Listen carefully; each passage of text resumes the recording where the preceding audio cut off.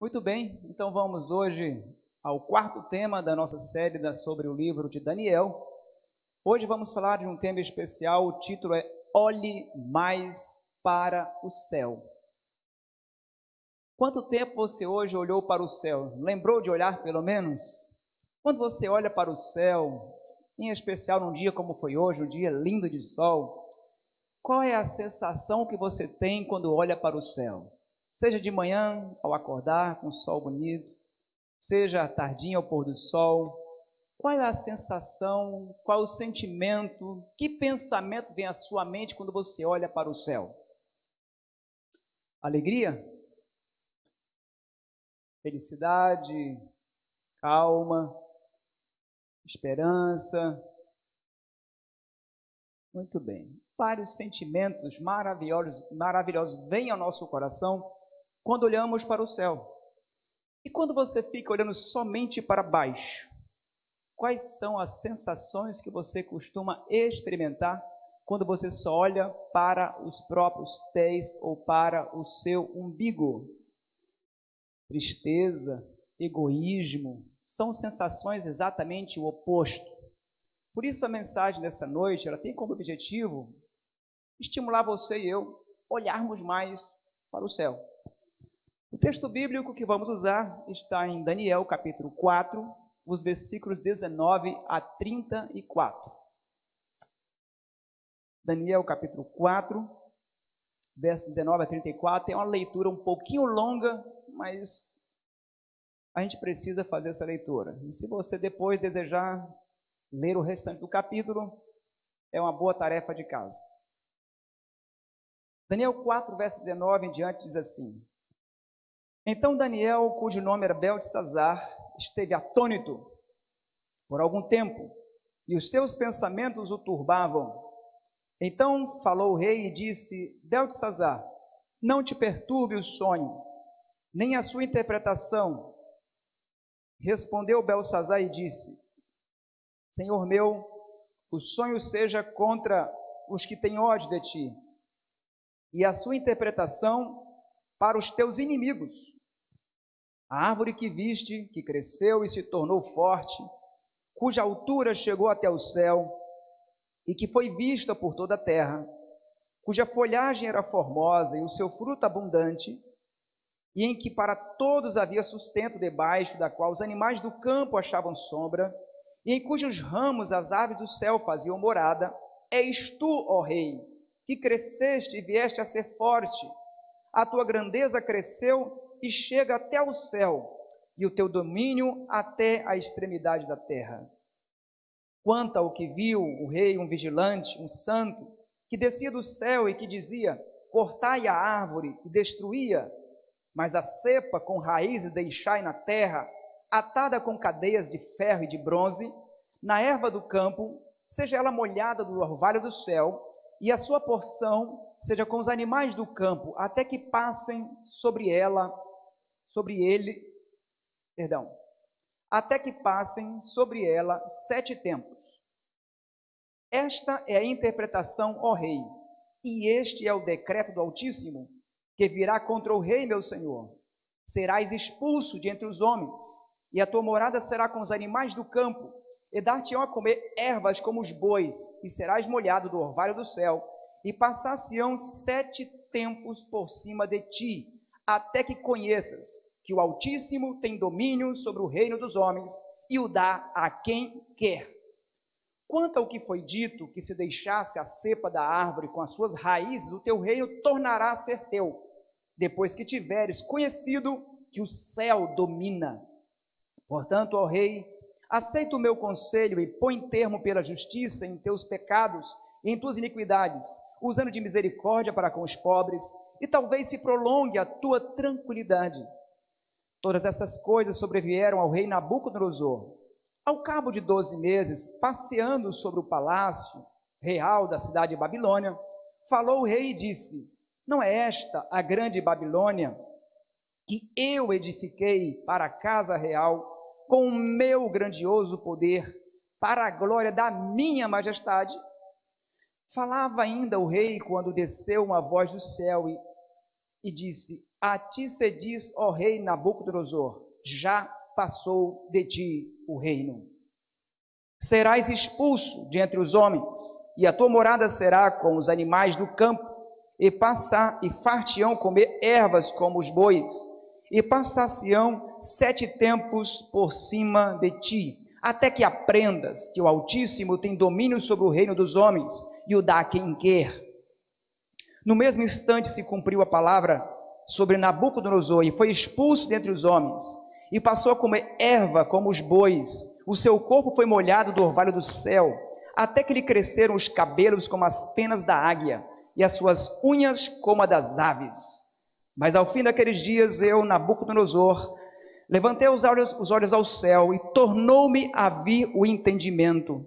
E eu bendisse o Altíssimo, e louvei, e glorifiquei ao que vive para sempre, cujo domínio é sempre eterno, e cujo reino é de geração em geração. Glórias a Deus. Que história incrível! Essa história marca o último capítulo da história do rei Nabucodonosor, que está registrado na palavra de Deus. Deus, ele havia dado a Nabucodonosor várias oportunidades para que ele compreendesse que o reino do céu governa este mundo, e que o reino do céu, quando for finalmente estabelecido na volta de Cristo, esse será o único reino que será eterno. Nabucodonosor já tinha recebido evidências de que existe um Deus, existe um poder muito acima dos poderes dessa terra. No capítulo 1, esse poder se manifestou com a inteligência e a sabedoria 10 vezes superior naqueles jovens hebreus. No capítulo 2, Deus concedeu um sonho, revelando a história dos impérios e a história final do reino dessa terra. O capítulo 3, que estudamos na última mensagem que pregamos aqui, falou sobre como Deus teve o poder para livrar do fogo aqueles 3 jovens fiéis, 3 jovens hebreus. Mas o rei, embora estivesse muito bem informado, mas o poder de Deus não havia conseguido transformá-lo. Há uma enorme diferença entre ter informação correta e estar transformado. Acredito que quando nós paramos para estudar a palavra de Deus, na hora que você, que escolheu esse lugar maravilhoso para ouvir a palavra de Deus, aqueles que nos acompanham pela internet, é muito bom parar, pegar a Bíblia e receber informações do quanto Deus nos ama e quer nos salvar. No entanto, a informação, ela mantém eu e você num nível muito abaixo do que Deus quer que nós cheguemos. A informação precisa ser meditada, decodificada, para se transformar em conhecimento. O conhecimento tem que ser praticado para se tornar sabedoria. Quando eu pego a informação e eu compreendo e eu pratico, aí sim o poder do Espírito Santo opera em mim e em você a conversão. Isso, porém, não aconteceu com esse rei.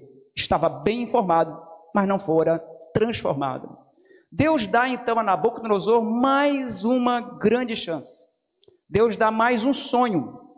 O capítulo 4, na verdade, é uma descrição de um Deus que luta, faz tudo o que pode para poder salvar um homem.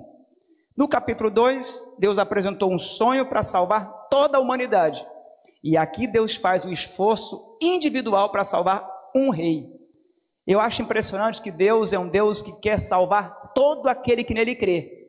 Mas ao mesmo tempo ele é extremamente pessoal. Ele quer salvar ele quer salvar você. Ele deu esse sonho para servir como mais um recurso na tentativa de salvar Nabucodonosor. Por isso que o capítulo 4 desses 12 capítulos que formam o livro de Daniel, ele não foi escrito por Daniel. O capítulo 4 foi escrito pelo rei Nabucodonosor, como um testemunho do que Deus fez para poder salvá-lo. E contra fatos não há argumentos. As pessoas podem questionar nossas palavras, as pessoas podem questionar nossos ensinos que apresentamos na palavra de Deus, mas as pessoas não conseguem questionar o testemunho do poder de uma vida transformada. Quando você chega para alguém e diz assim, olha, Deus fez isso na minha vida, Deus operou essa transformação no meu casamento, as pessoas não conseguem, neste caso, nos contradizerem. Essa narrativa apresenta no verso 22, que Daniel foi trazido até o rei para explicar o que era o sonho, o que significava. No verso 22 é apresentado que havia uma grande árvore, que ela possuía muitos frutos, animais se acomodavam na sua sombra, aves do céu estavam ali também usufruindo dos frutos que a árvore fornecia.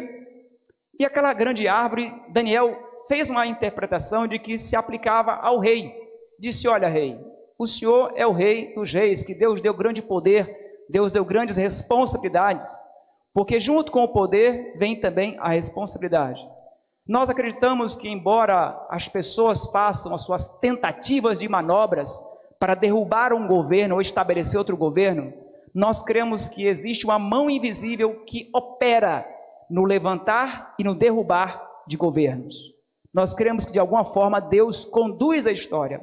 E ali, então, Daniel diz: olha, você, rei, é aquela grande árvore. Quanto ao 24, que fala de um decreto de um vigilante, o verso 24, mostra que, olha, existe uma sentença contra o Senhor, mas não é para ser contra ti, ó rei. Essa sentença, o desejo de Deus é que seja contra os inimigos do rei. E, na verdade, esse sonho foi para poder você mudar de rumo. Deus não tem prazer que você sofra. Deus não tem prazer que o perverso sofra. Deus não tem prazer que ninguém se perca. Mas aí Ele quer que cada um deles, o perverso, o perdido, se converta do seu mau caminho, a fim de que seja salvo. Então Daniel, ele começa a dar conselhos ao rei. E diz ainda no verso 26, que naquele sonho, ele demonstra que na árvore ficou uma parte, a cepa, aquela parte de baixo, onde ficam as raízes, demonstrando que o reino tornaria a voltar para ele, que Deus não desistiria dele, mesmo ele sendo tão teimoso e tão cabeça dura. Passaram-se 12 meses. No versículo 29 diz que depois do sermão de Daniel, da interpretação do sonho que Deus dera para o rei através de Daniel, ele passou um bom tempo meditando nesse assunto. Mas com o tempo, ele acabou deixando passar a impressão, o seu coração até foi impressionado, a sua mente até foi impressionada, mas ele não foi transformado, não se curvou diante de Deus. E então, quem não escuta a voz da graça, terá que um dia ouvir a voz do juízo de Deus. Algumas pessoas não ouvem a voz de Deus porque eles estão acostumados a ouvirem gritos. Só que Deus, ele costuma ser uma voz que sussurra. Quem não aprende a ter sensibilidade espiritual não consegue ouvir a voz de Deus. Sabe por que a gente às vezes não consegue distinguir tão claramente Deus falando com a gente? É porque a gente vive com a mente tão barulhenta, em ambientes tão barulhentos, com o coração com tantas preocupações e barulho, que você não consegue ouvir a voz suave do Espírito Santo. Ele não ouviu a voz da graça, então teve que receber o juízo de Deus. Distraído, estava no seu palácio, conversando consigo mesmo, admirando a grande Babilônia, a um passo do juízo, sem saber que havia do seu lado um vigilante que escutava tudo. Nabucodonosor, ele representa neste ponto uma geração que hoje temos, uma geração de crentes que está extremamente ocupada, mas muitas vezes ocupadas com tantos afazeres e com tantas distrações, que julga não ter momento para cuidar dos seus interesses eternos. Nós vivemos hoje uma geração chamada geração do entretenimento. Nunca se houve tantas distrações, nunca se houve tantos jogos, tantos filmes, tantas séries, tantos recursos para gastar e perder tempo e se divertir. Nunca houve uma geração tão preocupada em se divertir e não querer parar nem para pensar na eternidade. Mas isso não é para surpreender ninguém, porque em 2 Timóteo 3, verso 4, diz que nos últimos dias haveria uma geração que não teria muita amizade com Deus. Teria uma geração que não teria muito interesse por lição de escola sabatina, por orar, estudar a Bíblia, pregar o Evangelho então, muito menos. Seria uma geração muito mais amiga dos prazeres do que amiga de Deus. Até que se tiver uma festa legal, de preferência com comida, é muito fácil às vezes de reunir essa geração. Mas quando se fala de vamos orar, vamos trabalhar, vamos pregar o evangelho, como é difícil arrastar essa geração. Há uma geração que parece que não entendeu que o único tempo que você tem certeza de retorno, assim, muito acima do investido, é o tempo gasto com Deus. Se tem um tempo que você pode ter certeza que não está perdendo, é esse tempo. O tempo que você gastamos em função da vida eterna, pode ter certeza que esse sempre volta com retorno centuplicado. Sabe aquele tempinho que você gastou hoje para orar com a sua esposa, com o seu marido? Pensa um tempo abençoado que você tem retorno garantido. Sabe aquele tempinho que você separou de manhã hoje para fazer o culto com seus filhos? Só para orar com eles e ler a meditação? Tenha certeza que esse tempo está muito bem investido. O tempinho que você gastou, aquela horinha para você orar, estudar a Bíblia e dar uma olhadinha na sua lição hoje, o tempinho que você gasta de 1 a 2 horas por semana para fazer uma visita, dar um estudo bíblico, tenha certeza que esse tempo tem retorno extremamente garantido. Porque todo o tempo que eu gasto, tendo em vista a eternidade, esse é um tempo que com certeza foi bem gasto, bem investido. No verso 30, diz que enquanto Nabucodonosor contemplava a cidade, ele começa a dizer, está vendo? Olha que cidade fantástica. Não é essa a grande Babilônia que eu edifiquei, que eu construí para ser a minha casa, que eu fiz com o meu poder? Pobre rei, ele não sabia ou não se lembrava de Provérbios 16, verso 18, de que a soberba, a arrogância, a petulância sempre precede a queda, a ruína. Não bata no seu peito, não ache que foi você que conseguiu. Você não é o bonzão, você não é a poderosa. Baixe esse nariz um pouco mais, humilha perante Deus, entenda que você e eu somos pó, somos lama. Entenda que somos apenas seres humanos fracos, que basta uma topada, podemos cair e ser fatal. Quem é o homem para que dele te lembres? E o filho do homem para que o visites? Foi a graça de Deus, o amor de Deus que nos fez ser dignos da graça e da misericórdia divina. Porque se não fosse os méritos de Cristo, nenhum valor teríamos. Mas aquele rei ignorou esse fato. Ignorou aquele princípio que diz lá em Deuteronômio, não digas, eu adquiri essa riqueza com a força do meu braço. Eu consegui essas coisas, essa casa, esse emprego, porque eu dei duro. Isso não quer dizer que você não tem que estudar muito. Tem que estudar muito mesmo. Tem que trabalhar bastante mesmo. Tem que fazer o seu melhor mesmo. Mas não diga que foi por causa disso que você conseguiu. Porque tudo que nós recebemos hoje, seja o alimento que estamos aqui alimentados, seja a cama que vamos dormir nessa noite, seja a roupa que nos aquece nesse momento, que nos cobre, tudo isso são dádivas de um Deus extremamente generoso. Mas ele começou a falar eu. Quando você fala muito eu, você esquece de falar dele. A cidade de Babilônia, de fato, era muito bonita. Era considerada uma das 7 maravilhas do mundo. Ela tinha uma muralha, por exemplo, que tinha quase 100 quilômetros de extensão. Historiadores afirmam que dava-se para se passar por cima da muralha uma carruagem pela outra. Acredita-se que era, inclusive, nesta cidade, que haviam vários templos, também chamados de zigurates, que eram templos assim, ornamentados com muita riqueza. Um deles era chamado Templo de Bel. Só nesse templo, no interior dele, abrigava mais de 1.500 quilos de ouro puro. Essa cidade tinha um rio que passava por ela, chamado Rio Eufrates, que era capaz de sustentá-la durante um cerco de guerra por mais de 20 anos. Em Babilônia ficavam os famosos jardins suspensos, verdadeiras obras de arte. Então, ele vendo todo esse espetáculo, sabendo que era o reino, né, de ouro, ele não conseguiu se conter e falou essas palavras de loucura. O que ele não se deu conta, no verso 31, é que ele nem tinha fechado a boca direito, e do lado dele estava o anjo do Senhor.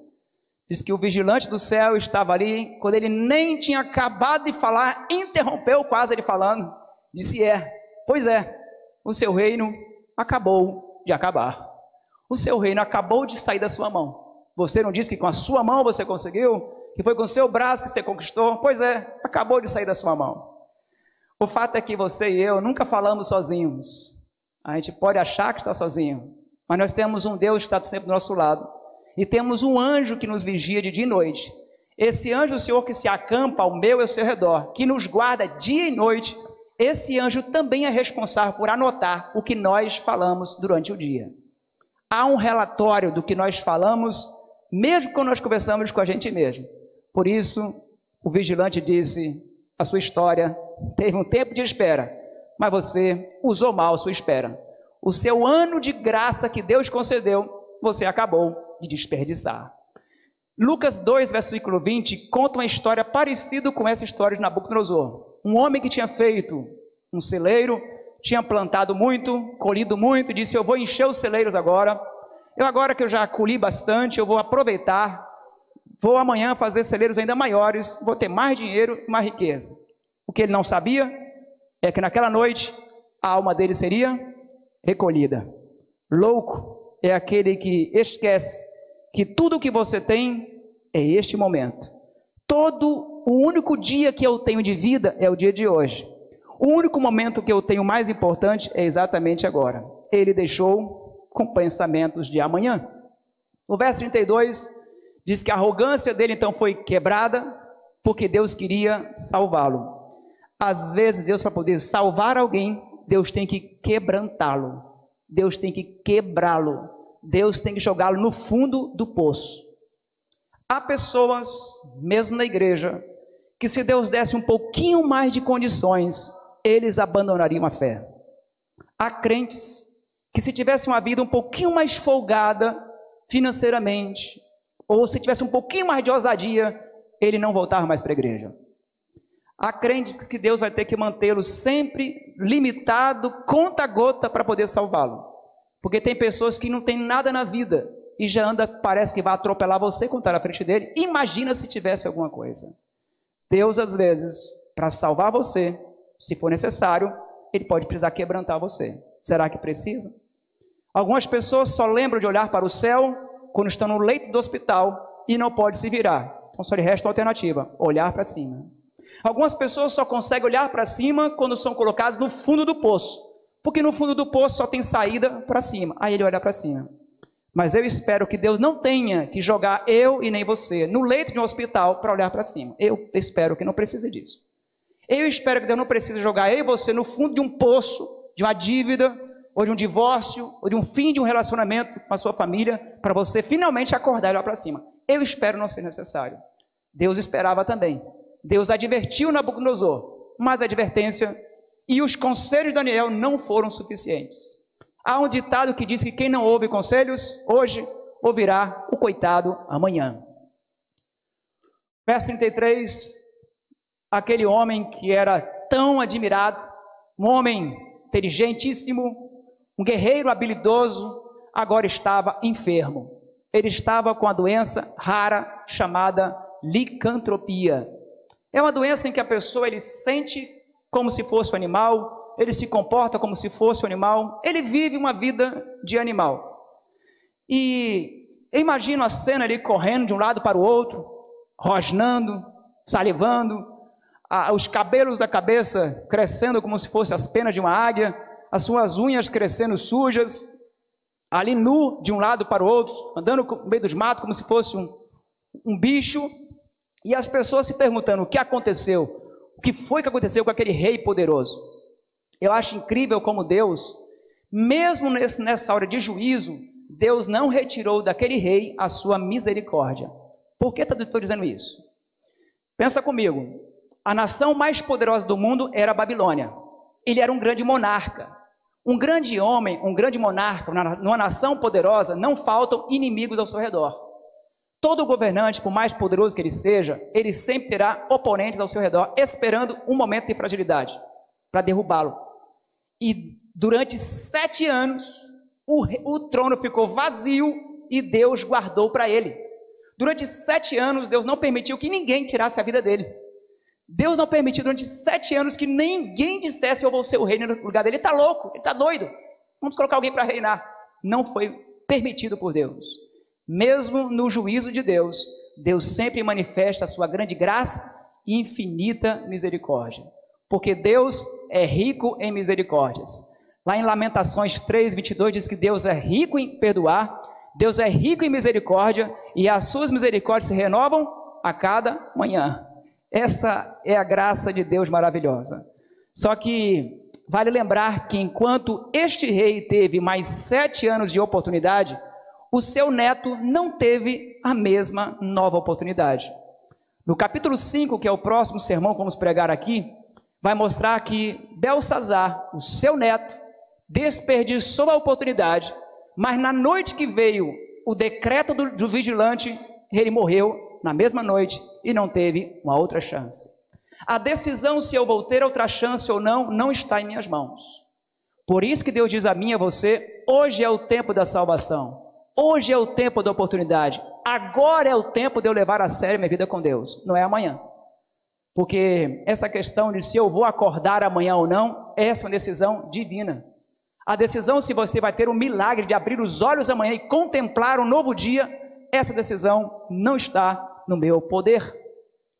No verso 34 diz que passaram-se 7 anos e finalmente Nabucodonosor, pelo poder de Deus, parou de olhar para baixo e olhou para o céu.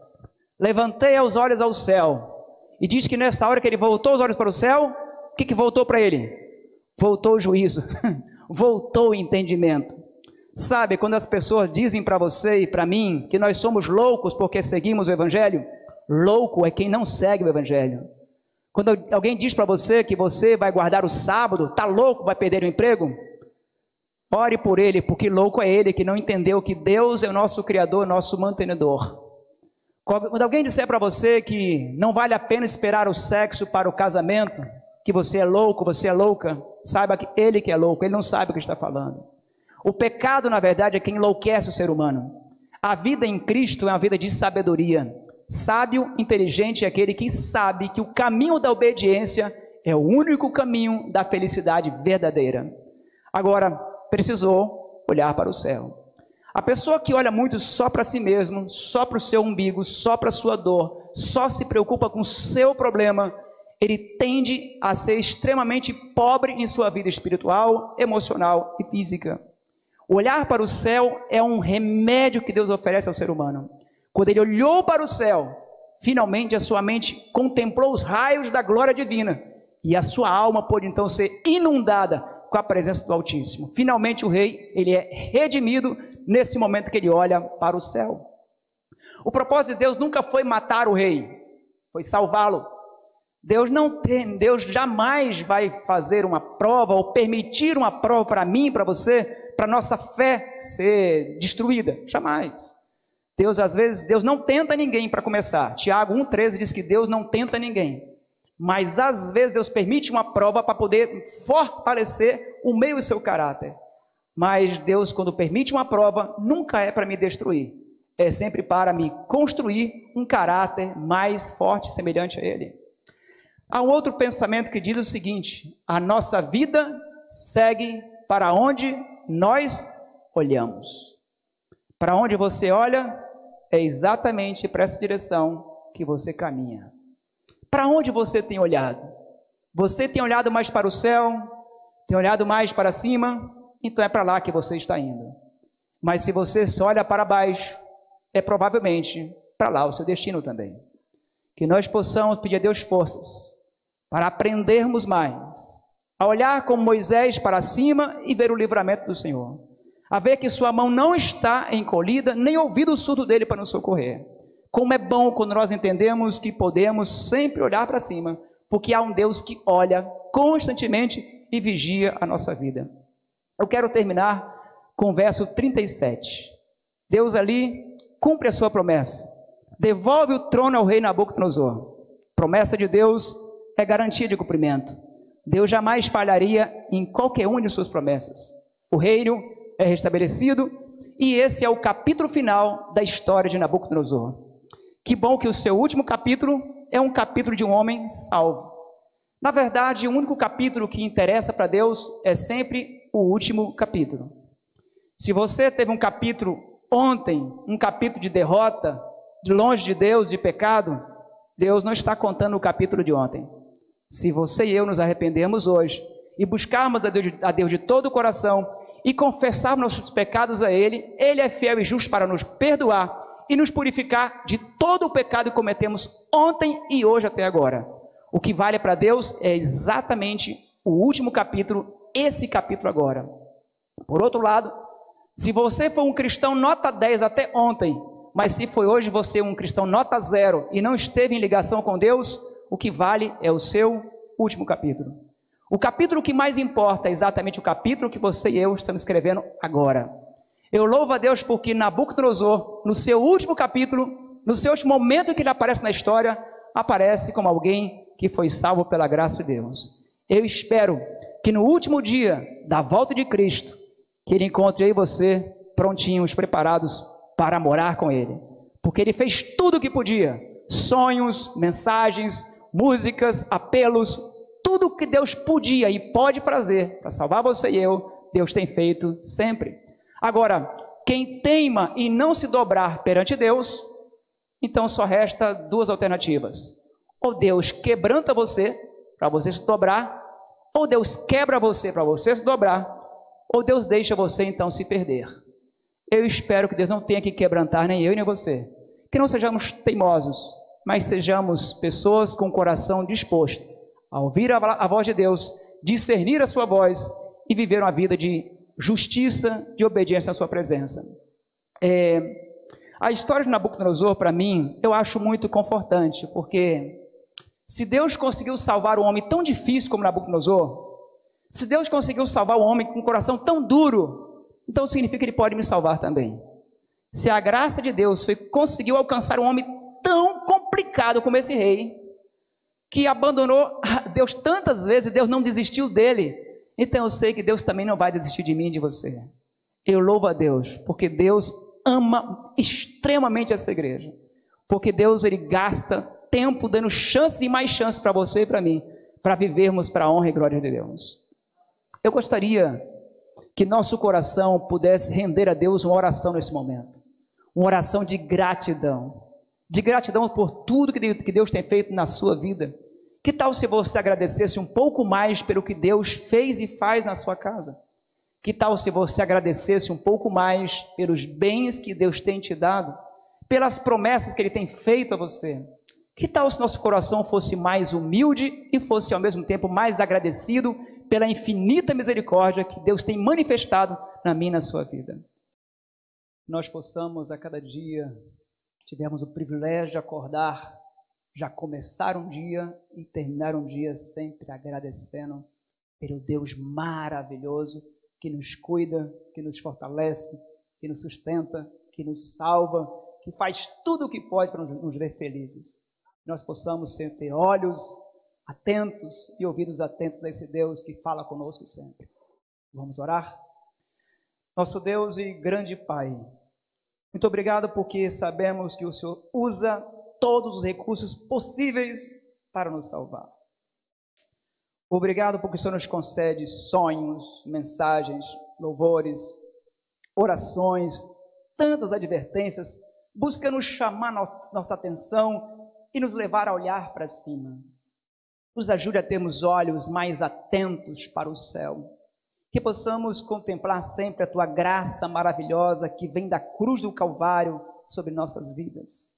Que nós possamos reclamar menos, agradecer mais e sempre nos lembrar que tudo vem do Senhor.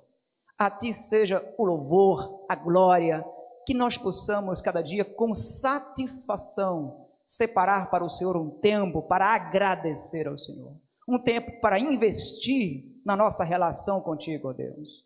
Que o Senhor possa, em nosso último dia de vida, quando o Senhor vier nos buscar, nos encontrar prontos, preparados para morar para sempre com o Senhor Jesus. Perdoa-nos quando temos pecado, perdoa às vezes nossa falta de fé e nos sustenta firme na Tua presença, porque nós temos a certeza do Teu amor e da Tua misericórdia. Por isso nós te oramos em o nome de Jesus. Amém. Que Deus continue nos abençoando cada dia, sempre.